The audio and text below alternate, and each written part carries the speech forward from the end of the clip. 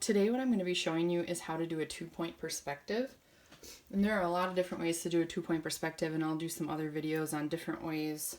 I shouldn't say different ways, different things you can draw. But today we will do a hallway.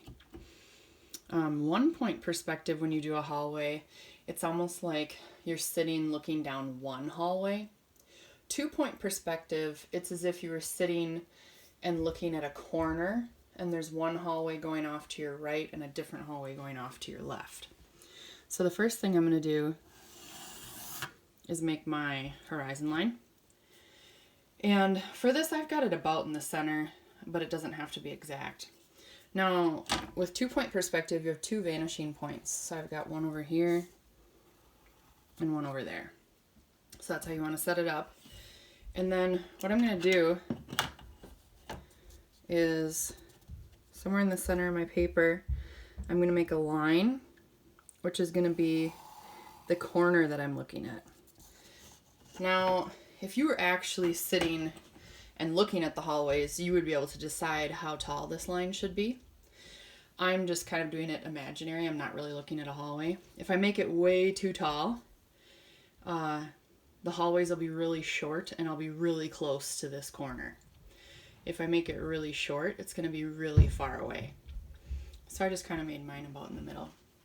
And then what I want to do for 2-point perspective, from this line, I go from the top of the line to this vanishing point, and the bottom of the line to the same vanishing point. And I draw all these somewhat light because I might want to erase some of it later. Then the top of the line to this other point, and the bottom of the line to this other point. So now what I have, these are walls, these are floors, and this is the ceiling. And you'll start to see it a little bit more here soon. So at the other end of this hallway, I'm going to decide how long this hallway is going to be, and I'm just going to say it ends here. But there's not really a magical spot to put the end of the hallway. It's really up to you. And what I'm going to do then, I erased the extra lines. And anytime, I can't just make straight lines here to end the hallway. I've got to come across from the opposite point. So I line up from that point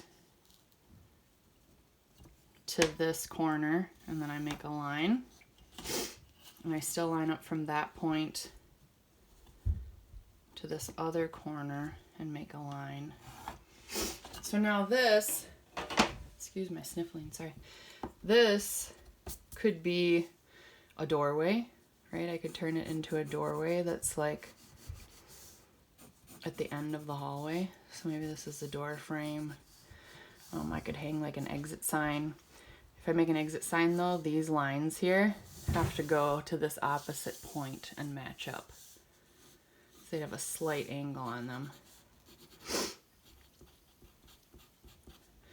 And obviously I would detail all this out more, like spend a little bit more time on it, but I just want you to know right now what it is. So there's a door or something down there with an exit. So we could do the same over here. Maybe this one's a little further away.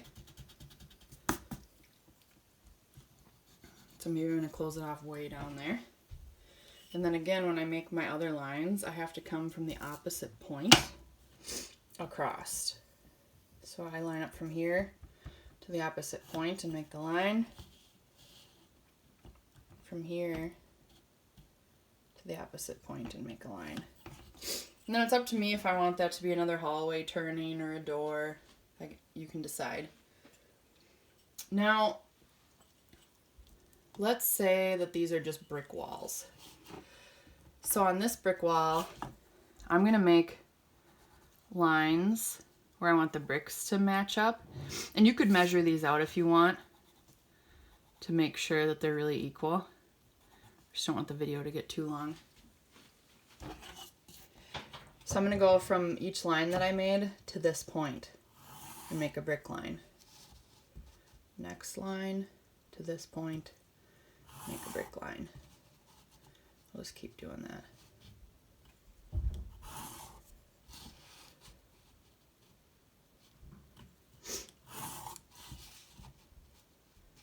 Middle line's already there because of that horizon line.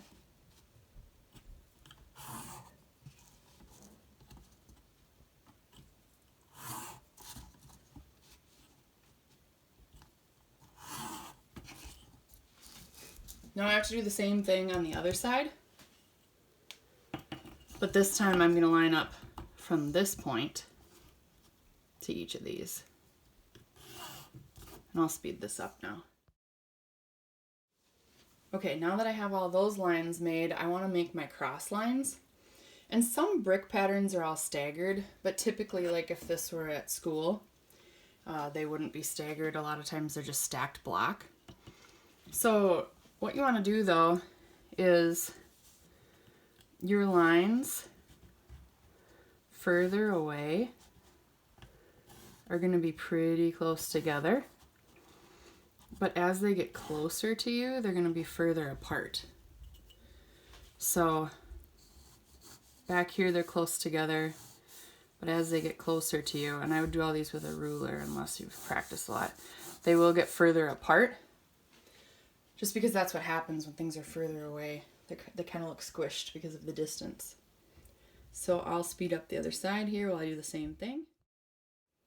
So now I've got brick lines on both walls. Now I'm going to show you how to do the ceiling and the floor. So the floor over here, and we're going to do this again like a tile floor, but the floor over here, there'll be lines coming towards you and lines going across for the tiles. Same over here. Lines coming towards you and across for the tiles. So what you want to do is you start out with this point, and I usually just extend the line that's along the bottom of the wall first as a starting point, and then I just keep it on this dot and I turn my ruler, and it's up to you how big the tiles on your floor are going to be. You know, I can move it just a little bit or I can move it a lot depending on the size of my tiles.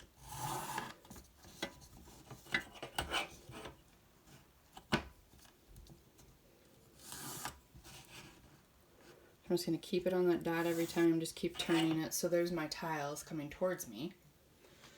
Now, the next thing though, with the lines going this way, you have to crisscross and come from the opposite point. So I have to line up with this point here.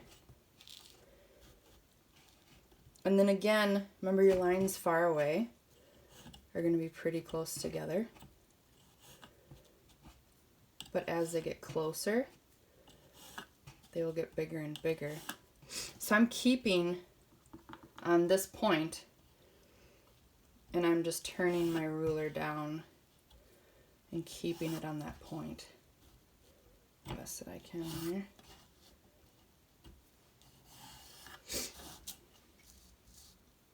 So there's how the floor is looking. Now I have to do the same thing on this side. So first I'm going to come forward from this point. And I'm actually going to line up because I already made a line right here. So I'm going to line up with that. And after I come forward with all these lines from this point, then I've got to crisscross from the opposite point across. And I'll speed this up since I showed you one side already.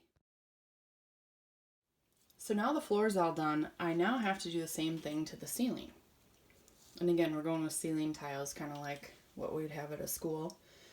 So on this side, I would have ceiling tile lines coming towards me like this, and then there'd be cross lines.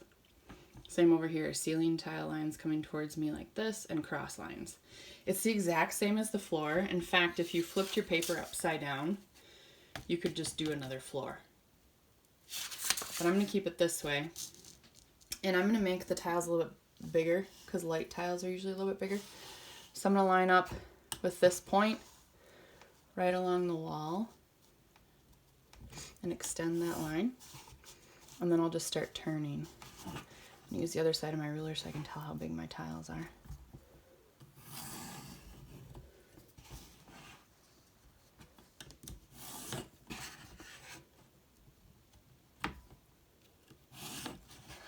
And then again for the cross lines, I've got to come from the other point. So I'm over here, lined up with this point, and they'll be smaller further away. Switch so I can see how big they are here. Just go to the bottom of my ruler so I can see.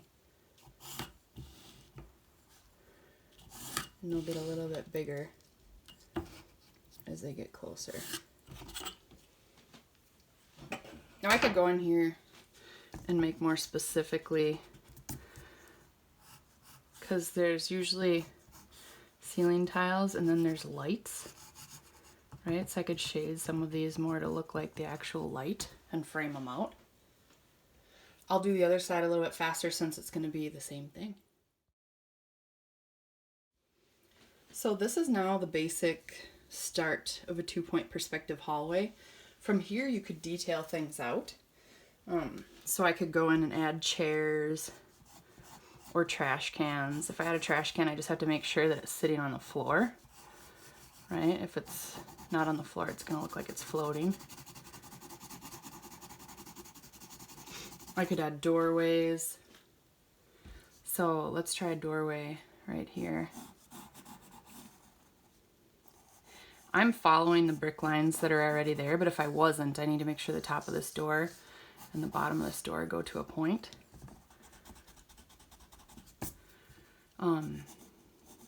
This is a vertical, but then this needs to go to this point, and this needs to go to this point for like a door window. And I could shade this in. I'm doing this quickly, but you can spend a little more time on your door. If you want to make another hallway going in a different direction, so I could erase out some of these brick lines. And I could make a turned hallway. So let me explain this here. So I'm going to put this brick line back because I erased a little too much. And this one. Oops. A little crooked. Just watch your verticals. You want to line your ruler up with the side of your paper to make sure it's really vertical. But now instead of turning this one into a door, I'm going to make it into a hallway. So all these lines, we're going to this point. So I'm going to switch, and at the corner of this new doorway that I made, I'm going to go to the opposite point and make a line. I'll do the same at the bottom here. Corner, opposite point, make a line. And then all my new brick lines are going to go to this other point. And just to speed it up, I'll do some of these without a ruler. It's best to do them with a ruler though, so they really line up. And then I can make some verticals here if I want. So this now is a ceiling, and this is a new floor. Let's say this other hallway is carpeted. And you could walk in there. So you could like turn the corner and go down a different hallway. So these are kind of some of the basic tips and tricks to start your 2-point perspective hallway. And again, you can add chairs, more doors, benches, signs, posters, whatever you want. I'll make some other videos on some different kinds of 2-point perspective.